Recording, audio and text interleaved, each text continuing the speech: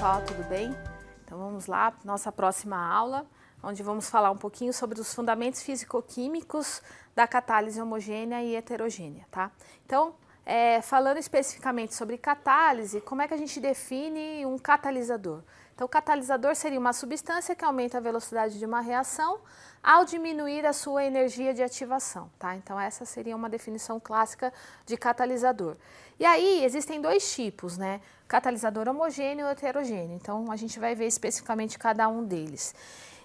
Exemplos de catalisador seriam, por exemplo, os átomos de cloro, que são considerados catalisadores para a destruição do ozônio, né, como a gente vê nesse gráfico, o aumento desse efeito de destruição do ozônio por átomos de cloro, por exemplo, um dos fenômenos que leva a esse processo.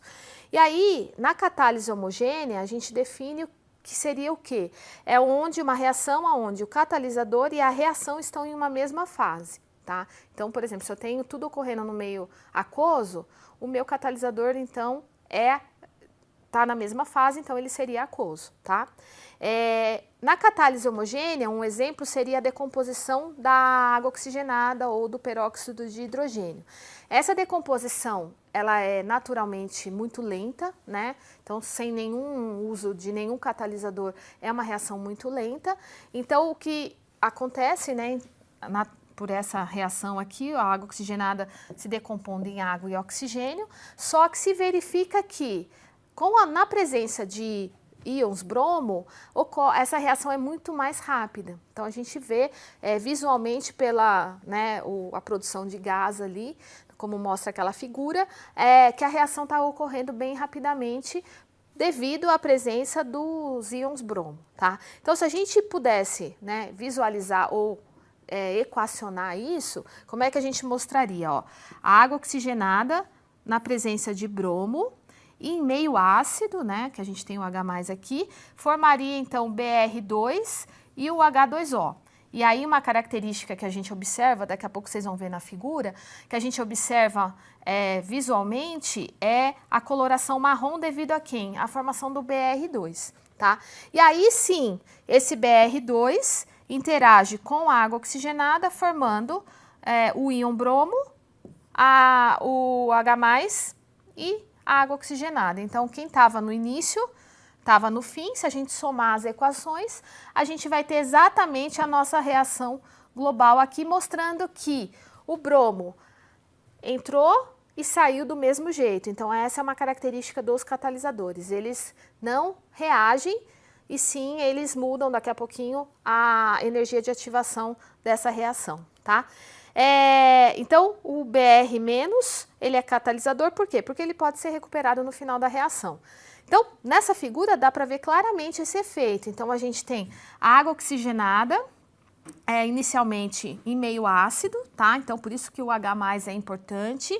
A hora que eu adiciono o Br-, né? Então, lembra que eu mostrei que é a formação do Br2, que a característica é essa coloração marrom. Então, a gente vê a formação aqui do Br2. E na próxima etapa, esse Br2 é consumido e aí a formação aqui do oxigênio. E aí, no final, nós temos, então, na reação final, a água oxigenada se transformando em água e oxigênio, tudo bem? Então, essa é a característica dos catalisadores. Como eu falei anteriormente, um catalisador, qual que é a principal função dele? É diminuir a energia de ativação. Então, diminuindo a energia de ativação, com uma menor energia, a gente alcança mais rapidamente os produtos. Então, se a gente, por gráfico, fica fácil de visualizar isso.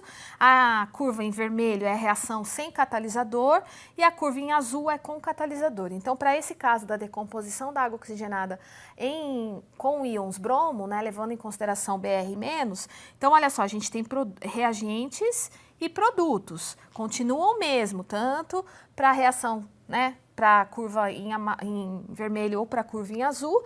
O que muda sem catalisador, olha só, a energia de ativação que a gente vai precisar para os reagentes alcançarem aqui o estado de transição é exatamente essa quantidade. Enquanto que com o catalisador, na curva azul, a gente vai precisar de uma menor energia para alcançar os produtos. Então essa é a ideia por trás dos catalisadores. O que eles fazem é diminuir a energia de ativação da reação, facilitando então, aumentando a velocidade da reação, tudo bem? Além disso, pensando molecularmente, segundo a teoria de colisões, né, entre as partículas, entre as moléculas, a gente vê que os catalisadores também aumentam o número de colisões efetivas. Então, a partir do momento que eu adiciono esse catalisador, eu diminuo a energia de ativação e, além disso, aumento o número de colisões efetivas entre essas partículas, entre essas moléculas, tá? Isso dá para ver nesse gráfico. Então, essa figura mostra a distribuição, né, de número de colisões por energia para uma reação sem catalisador e para uma reação com catalisador. Então, a gente tem uma fração aqui de colisões efetivas que a gente vê um aumento dessa área respectiva às colisões efetivas quando a gente adiciona catalisador. Então, isso é um outro fator bastante interessante para a gente levar em consideração quando se adiciona catalisador em uma reação química, tá? Como eu falei, né, os catalisadores podem aumentar, então, esse número de colisões efetivas. E a equação de Arrhenius mostra para a gente que os catalisadores aumentam a constante K de velocidade devido ao aumento da constante A ou na equação de Arrhenius ou a diminuição da energia de ativação, tá? Então, se a gente quiser fazer um paralelo da presença de catalisadores e a equação de Arrhenius, a gente vê essa relação. A gente vê que catalisador aumenta a constante K, aumenta a probabilidade, lembra que o A é em relação à probabilidade de colisões efetivas, e também diminui a energia de ativação, facilitando o processo da reação química, tá? O catalisador ele pode adicionar intermediários à reação, ou seja, ao adicionar um catalisador, se vocês lembrarem daquele gráfico de coordenada, de caminho de reação, a gente pode observar a formação de um intermediário que depois ele participa da reação para acelerar aquela reação química, tá? Então, por exemplo, naquela reação da água oxigenada, a gente pode dizer que na presença de Br-, o Br2, né, formado, que é aquela espécie marrom que aparece naquela figura, ele é considerado um intermediário. Então, ele precisou aparecer na reação para reagir com a água oxigenada para aí sim formar o oxigênio, tá? Então, a presença de um catalisador pode gerar uma outra espécie chamada como intermediário, tudo bem? Levando em consideração, vamos imaginar então nossa reação hipotética, onde a gente tem o reagente A mais o reagente B, produzindo C e D com uma constante de velocidade K, tá? Isso sem catalisador. Se a gente adicionar um catalisador, a gente vai ter a mesma reação, o A mais B produzindo C e D, com uma constante de velocidade Kc, tá? Aonde a velocidade da reação catalisada, então, é maior do que a velocidade da reação não catalisada. Então, é essa a relação que a gente tem, tá?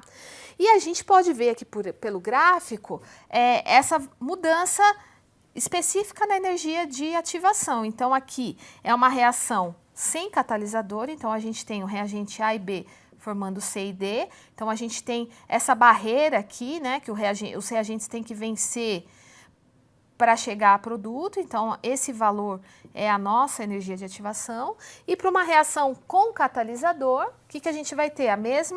Mesmos reagentes e mesmos produtos, só que a barreira aqui de energia é menor quando comparada a essa daqui, tá? Então, o principal objetivo de um catalisador é isso, é diminuir a energia de ativação e, além disso, aumenta o número de colisões efetivas durante essa reação. O que a gente pode dizer a mais? Que quando um catalisador ele adiciona um intermediário, leva à formação de um intermediário, o que a gente observa? Que a energia de ativação para ambas as etapas devem ser mais baixas do que a energia de ativação para a reação não catalisada, que foi o que a gente acabou de ver naqueles dois gráficos. Então, à medida que eu produzo um intermediário, automaticamente esse intermediário vai ser consumido e, pelo gráfico, a gente vê que a energia de ativação tem que ser menor do que a reação sem intermediários e sem catalisador, tá? Catalisador, quando está numa fase diferente dos reagentes e produtos, então a gente fala que é uma catálise heterogênea. Então, a definição, a diferença de catálise homogênea e heterogênea, basicamente é essa. O catalisador, numa catálise heterogênea, está no estado diferente dos reagentes e produtos, tá? Então, um exemplo típico é um catalisador sólido e reagentes e produtos gasosos, tá? Então, isso a gente observa na prática em conversores catalíticos em carros. Então, a gente tem um catalisador sólido, que a gente vai ver daqui a pouquinho, por onde os reagentes que são gasosos e os produtos formados gasosos passam por esse reagente, ou por esse catalisador. Então, por isso a diferença é considerado como uma catálise heterogênea. Então, e uma aplicação muito importante dos catalisadores heterogêneos é na indústria. Então, se verifica muitos casos de uso de catalisadores heterogêneos em produção de várias substâncias de interesse industrial, tá? Então, olha só, aqui no conversor, né, que eu falei agora há pouco, então a gente tem aqui dentro do motor um compressor de ar, que é uma fonte secundária de ar, né? E a gente tem uma extremidade de escape, aqui o coletor de gases, né, de escape. E aí aqui a gente tem o nosso catalisador, que a gente chama de conversores catalíticos. Então, os nossos gases passam por aqui, eles, né, reagem com o nosso catalisador, com os conversores, e aí saem os produtos menos tóxicos, e essa é a ideia de um catalisador heterogêneo, de uma catálise heterogênea. A gente tem os catalisadores na fase sólida e os reagentes na fase gasosa, tudo bem? Num outro, né, como é que é o mecanismo de uma catálise heterogênea? Então, acontece numa primeira etapa a adsorção dos reagentes, né? Então, por exemplo, a ligação de moléculas de reagente na superfície do catalisador. Então, imagina o catalisador sólido e os nossos gases, que são os reagentes, passando por ele. Então, acontece a adsorção, os reagentes gasosos adsorvem aqui na superfície do catalisador.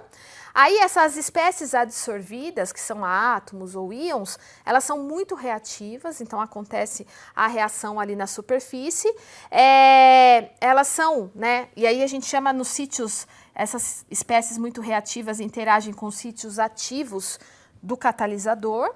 E aí a gente tem mais ou menos esquematicamente esse processo, né? A gente tem o catalisador, nesse caso sólido, e aí a gente tem as espécies que estão passando por aqui e adsorvendo na superfície, né? E aí acontecem quebras de ligações, então o hidrogênio aqui, né, que adsorveu na superfície do catalisador, ocorre a quebra das ligações de hidrogênio, e aí esse hidrogênio migra para a superfície do metal, tá?